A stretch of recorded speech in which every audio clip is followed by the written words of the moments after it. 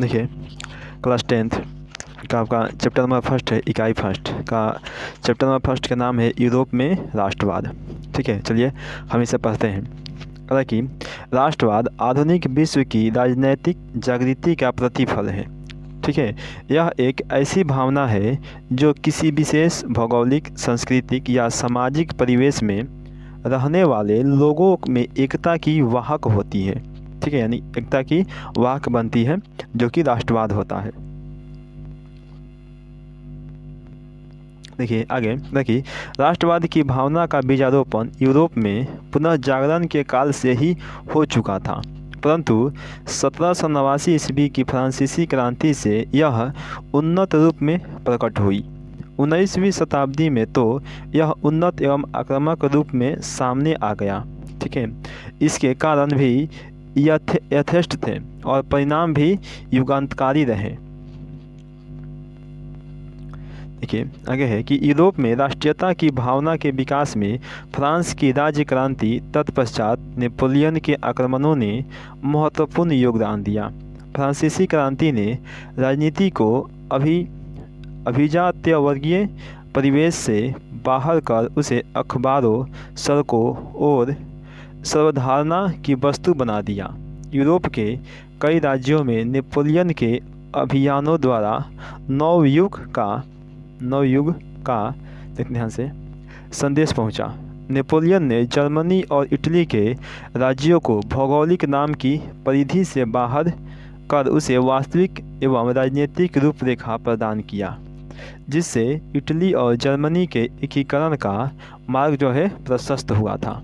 ठीक है, दूसरी तरफ नेपोलियन की नीतियों के कारण फ्रांसीसी प्रभुता और आधिपत्य के विरुद्ध यूरोप में देशभक्तिपूर्ण विक्षोभ भी जगा। नेपोलियन के पतन के बाद यूरोप की विजयी शक्तियां ऑस्ट्रिया की राजधानी वियना में 1815 में एकत्र हुई। देखिए जैसे मतलब इसका नेपोलियन, देखिए यहाँ पर नेपोलियन है, जैसे इसका अंत हुआ नेपोलियन का।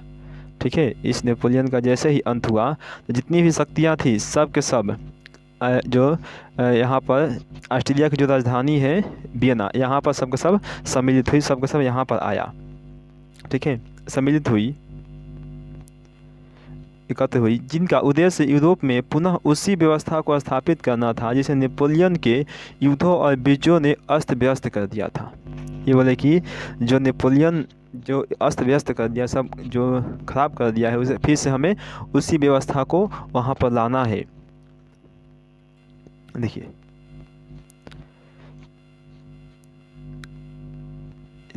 ये फिगर दिया हुआ है, चलिए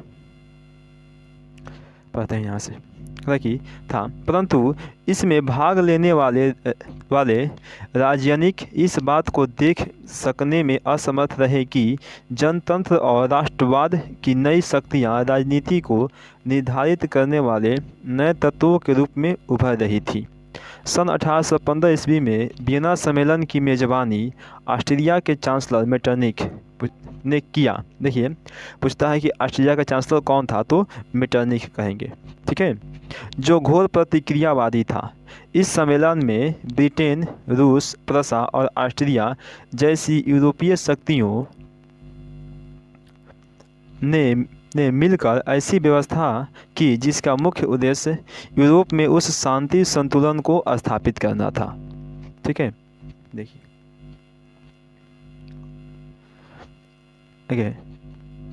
जिसे नेपोलियन के युद्धों ने समाप्त कर दिया था। गणतंत्र एवं प्रजातंत्र जो फ्रांस की क्रांति की देन थी, उसका विरोध करना और पुरातन व्यवस्था को पुनः स्थापना करना मेटरनिख व्यवस्था का उद्देश्य था। अतः वियना सम्मेलन के माध्यम से यूरोप में नेपोलियन युग का अंत हो गया और मेटरनिख युग की शुरुआत हो गई। ठीक है, इटली पर अपना प्रभाव स्थापित रखने के लिए मेटरनिख ने उसे कई राज्यों में, जो मेटरनिख था उसे कई राज्यों में विभाजित कर दिया। सिसिली और नेपल्स के प्रदेश बुर्बो वंश के सम्राट फर्डिनेंड को दे दिया गया।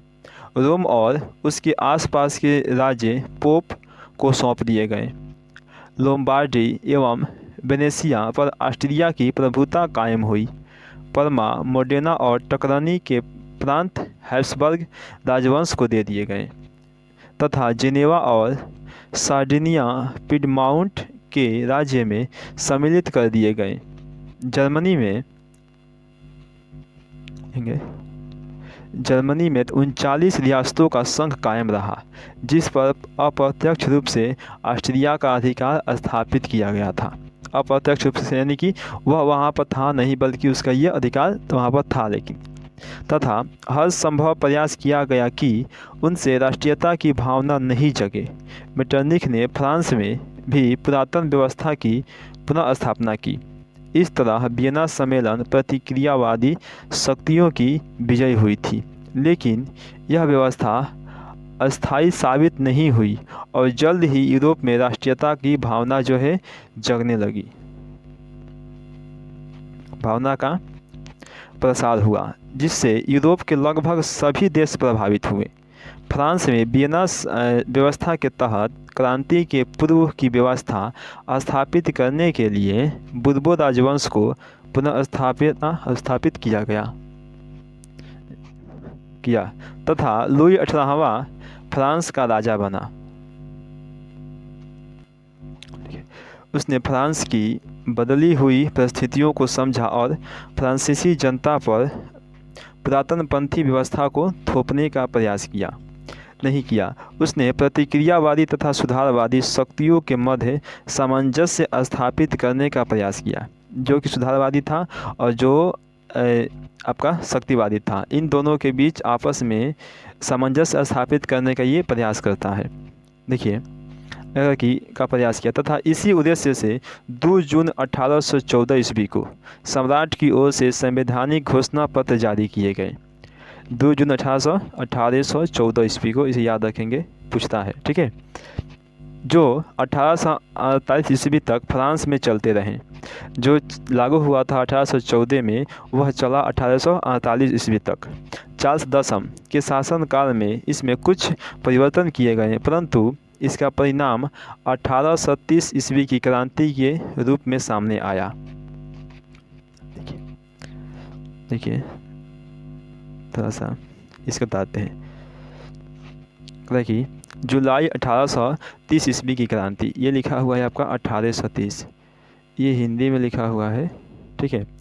1830 ईस्वी की क्रांति, थोड़ा सा इसे पढ़ लेते हैं। कहा कि चार्ल्स दशम एक निरंकुश एवं प्रतिक्रियावादी शासक था, जिसने फ्रांस में उभर रही राष्ट्रीयता तथा जनतंत्रवादी भावनाओं को दबाने का कार्य किया था।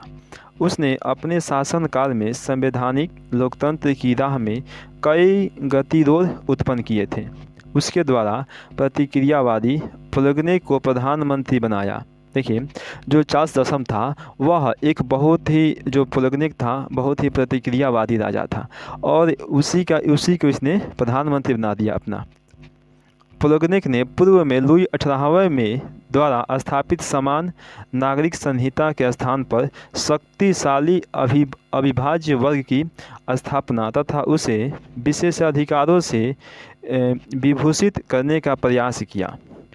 देखिए जो प्लगनेक जो प्रधानमंत्री बन गया, अब ये चाह रहा था कि जो लुई 18वां के समय, जो इसके पहले राजा था लुई 18वां, उसके समय में जैसे मतलब चल रहा था वैसे ही ये फिर से स्थापित करने चाहा ये इसके समय में, ठीक है, चार्ल्स दशम के समय में।